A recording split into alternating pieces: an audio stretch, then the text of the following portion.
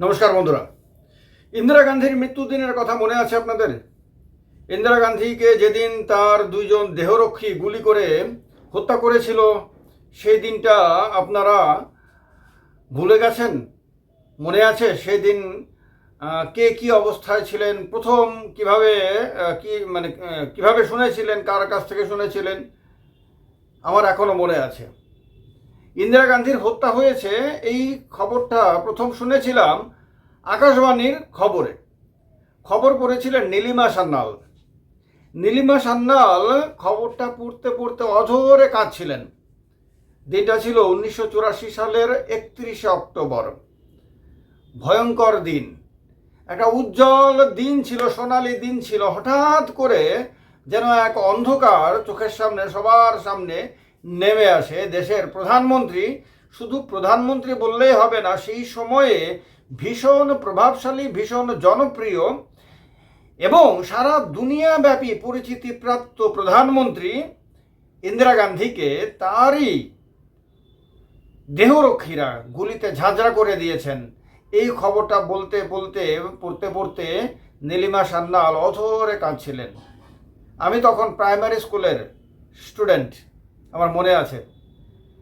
খবরটা যখন শুনছিলাম, হঠাৎ করে দেখলাম বাড়ির মধ্যে আমার বাবা মাকে কাঁদতে শুরু করতে। আমার বাবা ইন্দিরা গান্ধীকে নিজের মায়ের মতন দেখতেন। অনেক সময় বলতেন ইন্দিরা গান্ধীকে মা, নিজের মা, মানে ইন্দিরা গান্ধীর মধ্যে নিজের মায়ের ছবিটা আমার বাবা দেখতেন। বাবাকে হাওমাও করে কাঁদতে দেখেছি সেদিন। মাকেও দেখেছি প্রচণ্ড কষ্ট পেতে এবং কাঁদতে। সেই দিন প্রথম আমি চোখের সামনে দেখলাম যে নিজের জন্মদায়িনী মা ছাড়াও পৃথিবীতে আরও কোনো মা এরকম হতে পারে, যার সঙ্গে রক্তের সম্পর্ক নাই।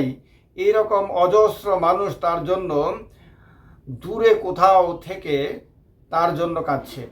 সেটা প্রথম দেখলাম আমার জীবনে। সেই দিনটা ভারতবর্ষের ইতিহাসে তো একটা কলঙ্কজনক দিন, ভীষণ কালো দিন, ভীষণ দুঃখজনক দিন।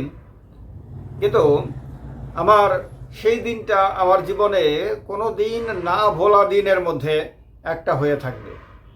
কারণ সেই দিন আমি, এই ছোট্টবেলার আমিটা, যখন পৃথিবীর অনেক কিছুই দেখিনি, জানিনি, বুঝিনি, চিন্তা চেতনার অনেকটাই বিকাশ হয়নি, যখন মায়ের কোলেই জীবন কাটাতাম, সেই সময়টাতে এইরকম একটা ভয়ঙ্কর ঘটনার খবর পেয়ে যখন নিজের আশেপাশের দুনিয়াটাকে দেখলাম, আশেপাশের প্রতিবেশীদের মধ্যেও দেখলাম, হঠাৎ করে দেখলাম পুরো পাড়াটা এক জায়গায় হয়ে গেল। সবার চোখে চোখে জল, সবার বুকের ভেতরে একটা যেন চাপা কষ্ট, যেন বুক অনেক কষ্টে যেন চেপে রাখতে হচ্ছে, এরকম একটা অবস্থা। যেন দুপুরবেলায় সোনালি রোদ্দুরটার মধ্যে হঠাৎ করে একটা কালো আবহ তৈরি হয়ে গেল। সব দিকে যন্ত্রণা, কষ্ট, ব্যথা, বেদনা ইত্যাদির একটা নেগেটিভ বাতাবরণ চতুর্দিকে ছেয়ে গেল এবং দৌড়ঝাঁপ শুরু হয়ে গেল নেতাদের। এরপরে একের পরে খবর পেতে থাকলাম যে তাকে বিভিন্ন হাসপাতালে নিয়ে যাওয়ার পর কি হলো, তারপর অন্যান্য নেতারা কারা কারা দৌড়ে গেল সেখানে, বিভিন্ন কিছুই তখন একের পর এক আসতে থাকলো। সেই দিনটা আজকেও মনে পড়ে আমার জীবনে। আর একটা দিন, রাজীব গান্ধীর হত্যার দিনটা। এই দুটো হত্যার দিন, রাজীব গান্ধীর হত্যার দিনেও সকালবেলা খবরটা শুনেছিলাম। শোনার পরে যে দৃশ্য দেখেছি, সে দৃশ্য অবর্ণনীয়। যাই হোক, সেটা অন্য আর একটা সময় না হয়ে আলোচনা করা যাবে।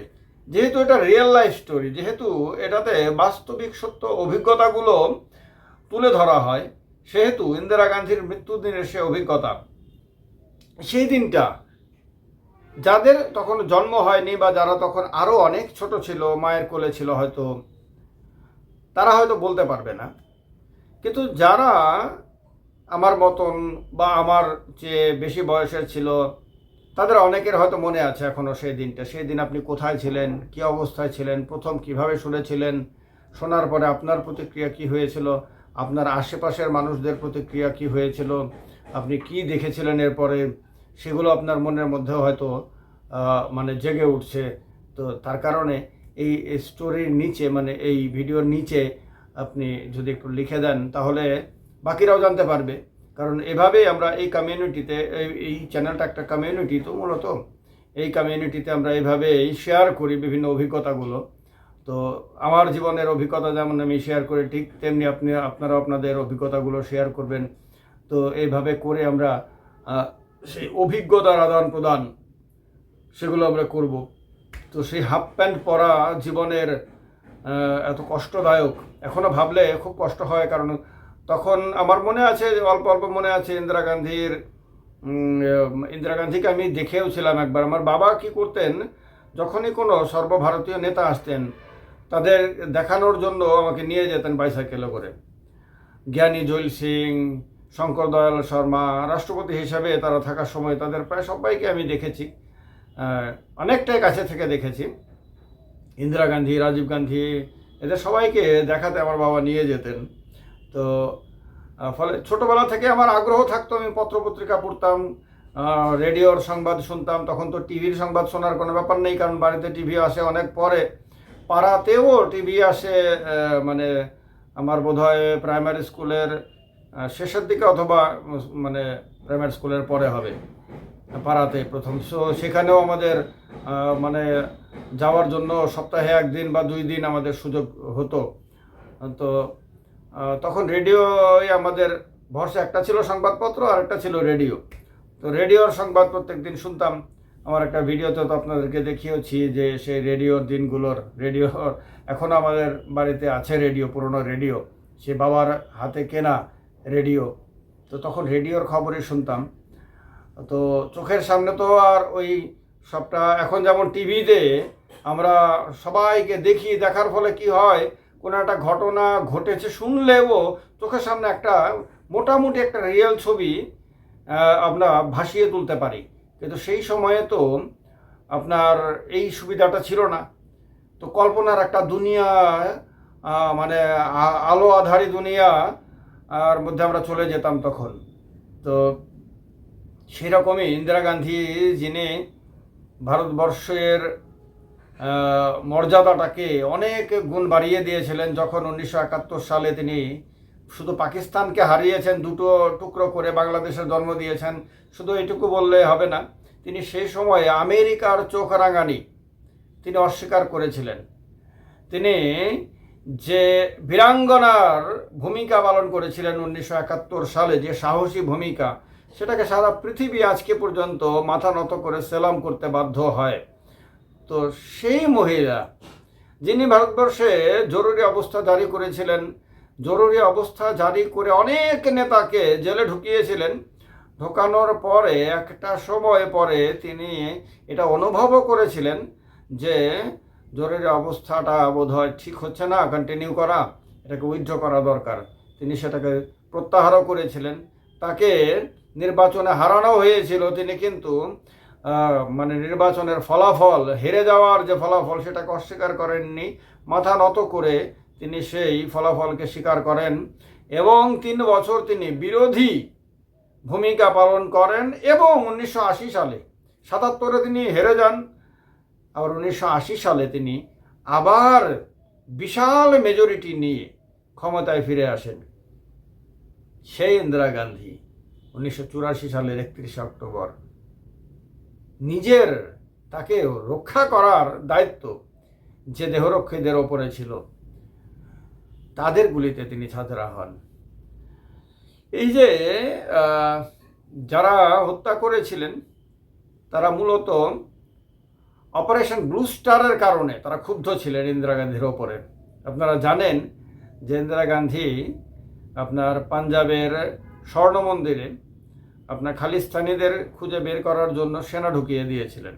এই যে সেনা ঢোকানো হয় অপারেশন ব্লু স্টারের নাম দিয়ে, তার ফলে একটা অংশ তার উপরে প্রচণ্ড ক্ষুব্ধ হয়। সেই ক্ষোভেরই বহিঃপ্রকাশ ঘটে এই দেহরক্ষীদের এই ভয়ঙ্কর সিদ্ধান্তে। তো তারপরে তো অনেক ঘটনা হয়, আরও অনেক দুঃখজনক ঘটনা হয়।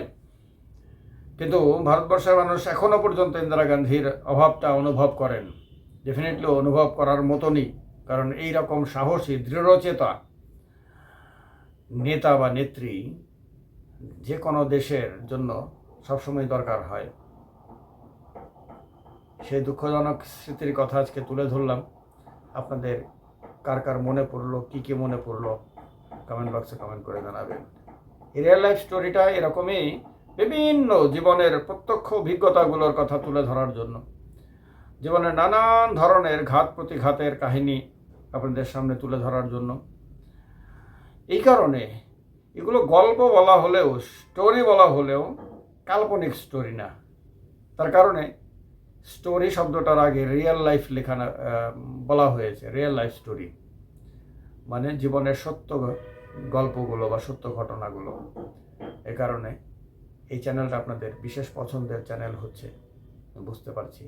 চ্যানেলটাকে সাবস্ক্রাইব না করে থাকলে করে রাখবেন, তাহলে এভাবেই একের পর এক স্মৃতিমধুর